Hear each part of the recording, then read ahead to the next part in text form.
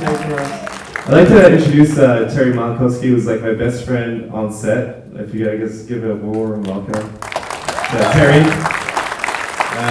Yeah, so people always tell me. Great, Terry works on. Yeah, he's the AD, so the AD director. is the best friend, and he drove me home all the time, and we were up till 4 and waking up at 10, and every day is a battle, and you're like, you achieve the impossible, and it's like, okay, we gotta do that for 14 more days. It doesn't get easier, it's just another battle. Yeah. I'm going to throw it open to you guys in a moment, so just get some great questions ready, but I thought we'd just start off with a couple of pretty obvious ones. Let's talk about this fantastic cast. How awesome were the cast of this film? As young talented proteges, so where did you find them? You talk about working with kids as well? That's my favorite thing, talking about kids, right? Yeah, like, Terry, I think the producer and Terry was like, can we get the 18-year-old kids who look like 14? And we tried to do that, and it didn't work. You don't want to have kids because they can only work a couple hours after makeup and school.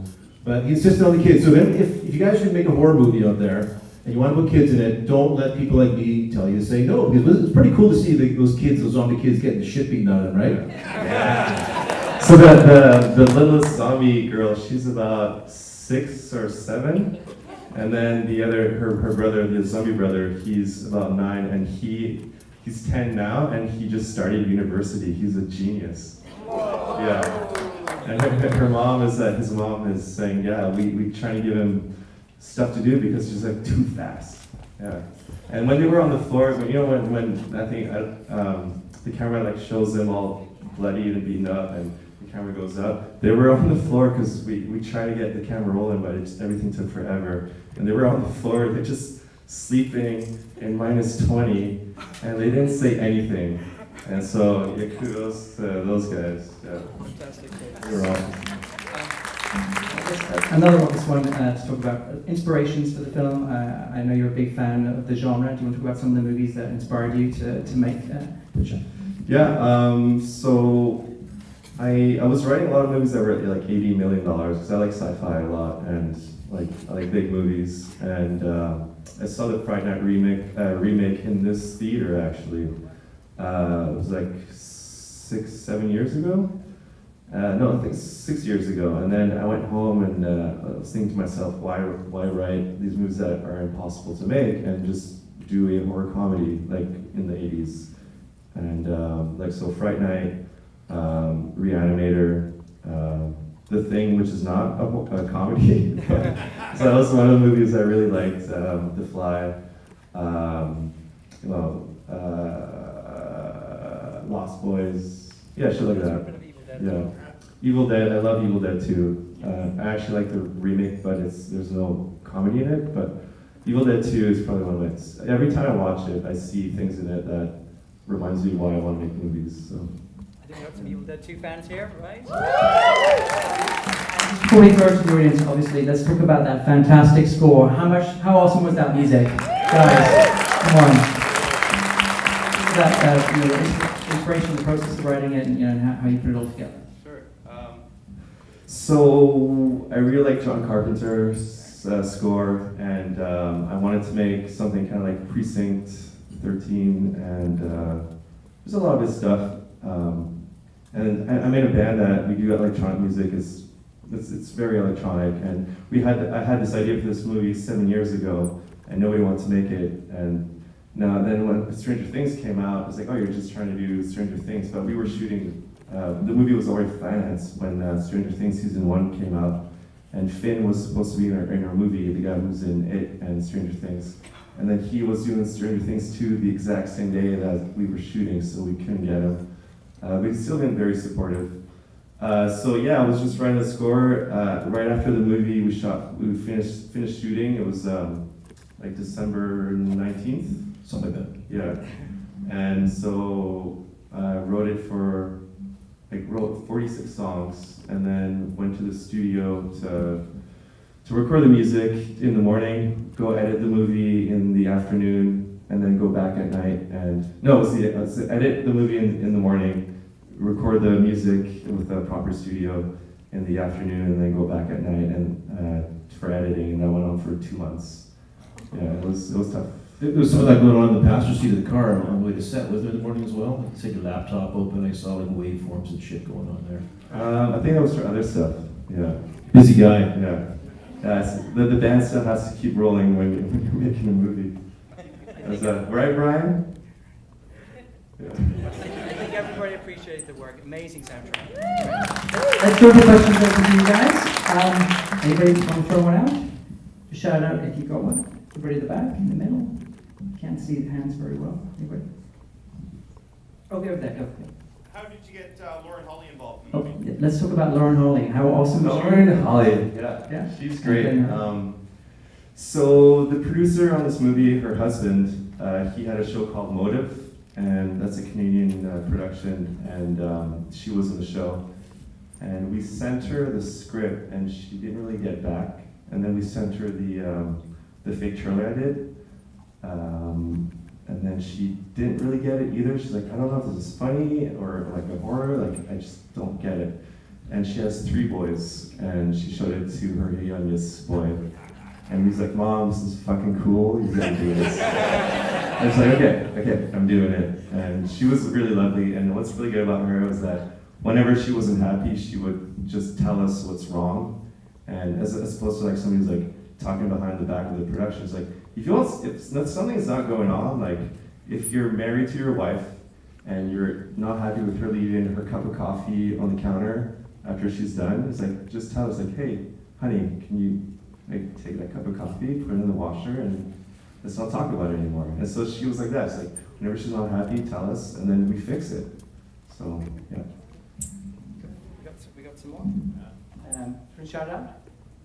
Somebody over there? In the middle? Any more? Any hands? So it'll be a sequel, because that was great. Oh, the sequel, yeah. Who wants to see Dead Shack 2? Yeah? Dead Shack in space, what is it gonna be? Dead Shack and Freddy.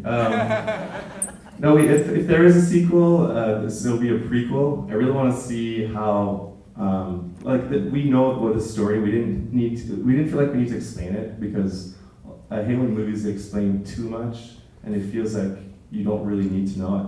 If she would explain to everybody, it's like, oh, my husband came from a trip in Africa or anywhere else, and then he wasn't feeling very well, and then he got, like, you don't need to know that.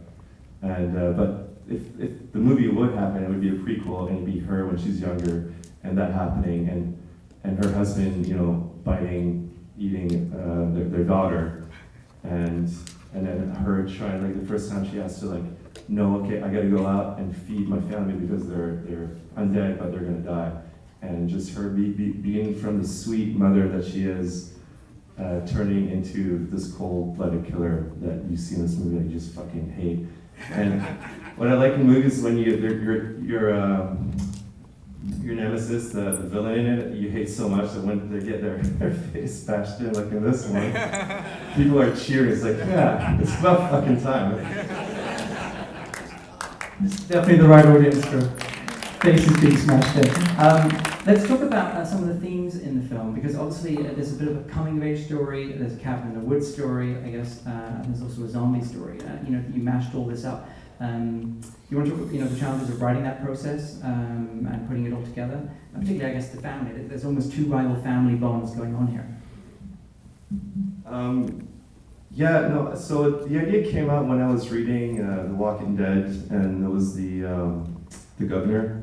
So he fed his daughter, and I thought it was really interesting.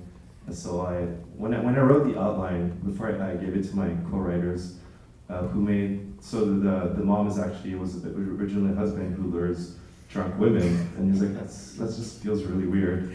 So let's change that up, which I'm so thankful he thought about. It's just such an easy twist that you can make. Yeah, I don't know. And then the Jason guy,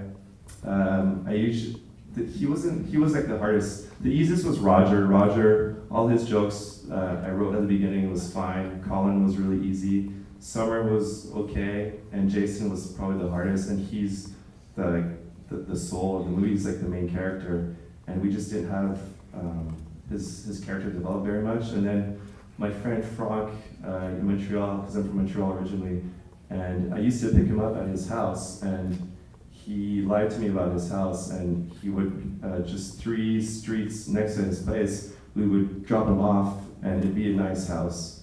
And he was embarrassed about this poor house, so we changed it up so it was like the nice and poor, because they're poor. And my dad, he was a bartender, he made money, so he saw that, I had a nice house. So I just wanted to use that in there. So a lot of the stuff in the movie comes from, I used to swear a lot as a kid. And then getting my friend Frank's story in there, it just kind of filled the story. It just made it more, personal. We got any more questions? We've got time for just a couple more. Anybody want to throw one out? I know that you mentioned it was really cold, but were you expecting the snow? And if not, did that cause you guys a lot of problems? What was it like working in that cold? This is the first time this has happened in a movie where the weather changed dramatically. It was already unseasonably cold in Vancouver. It was actually cold and rainy and icy the whole time we were there. And then after a couple of days, we had this big snow dump. So Peter had to think fast. Peter and Phil put their heads together, and they had to figure what to do. And then we also trucked in some wood chips and shit. And manure. And manure, just try and keep the continuity. You guys did pretty good with that. I think it looked pretty good in the long run. But the snow was definitely a problem. I remember us stressing quite a bit about that. But we stressed about it. But fuck, man, it worked out, didn't it? Yeah, it works now. It could be a Christmas movie. But we weren't anticipating that, and we were so stressed out, and we felt the continuity would not work. And then when we were editing it together, it actually just got every scene, because it's not shot in sequence, right? So as we were editing it, we noticed that it just got more snowy as the scenes came along. It was like, oh, it actually works. And the snow machine that barely worked. Yeah. So some shots at the end when she's getting her face bashed in, it was really snowy, and then we shot another scene 2 days later, and we had a snow machine, and it was a mess. I've got to ask you before you guys go, I hear you've got quite a horror story about getting the neighbor's house secured, the one that you shot the film in. Do you want to tell us quickly about that? It's not really a horror, it's more of a horror story. Vacation scouting the house. We had trouble finding the house in the first place. We went through a couple different houses. And then we found a house that was magnificent. It was fucking huge, and it looked really scary. And the kitchen, I think the ceiling was there was like rain coming down. It was really big, and everything worked with the storyboards and the script. And That's not the one with the offshore owners decided, they told us no, right? Yeah. So the owner, I think he said yes, and we were getting it for cheap, and we could do whatever we wanted. It actually had like perfect trap door that was in there.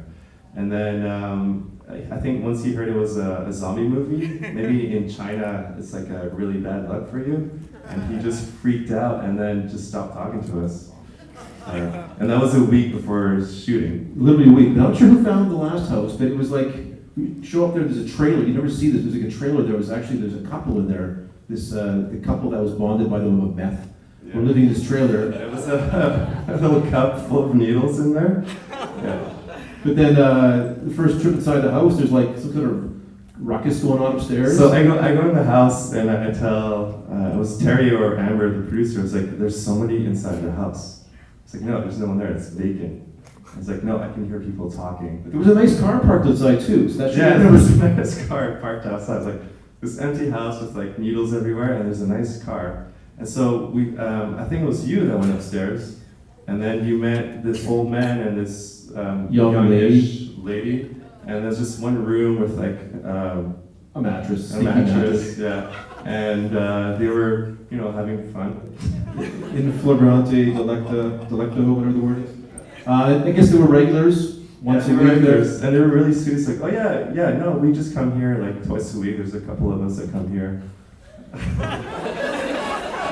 They didn't come back. Yeah, they never came back. But I don't know. It keeps going. Yeah, the house was pretty gross. Had no power. It was very cold. But the art department, I wish they were amazing. But they did that house in a very short period of time. That house was actually really fucking disgusting. But they turned it into a livable space. Yeah, When you look at it in the movie, it's like, yeah, this seems sweet. I'd live there. Before we go, where can we see the film? When it's going to get released? It's going to get released in theaters across Canada, I think, next month. I think the first show in the Sonata Film Festival is Ottawa at the end of the month, or at the end of next month. So we have a short theatrical release, and then there's going to be some other releases that we can't talk about right now. Yeah, because then somebody's going to tell me, why did you say that?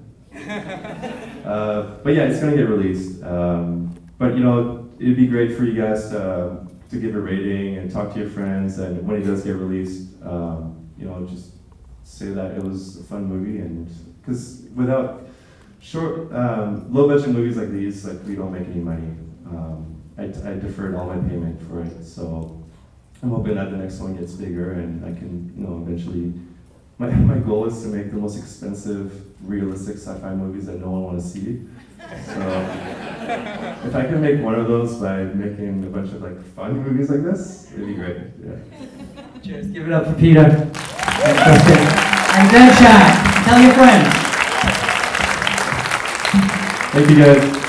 And where did you go tonight? You'll be at the Office Pub tonight? Office Pub? Office Pub. Come along there, Ron. Adam, Yeah, hi. what was with the unicorns? The unicorns?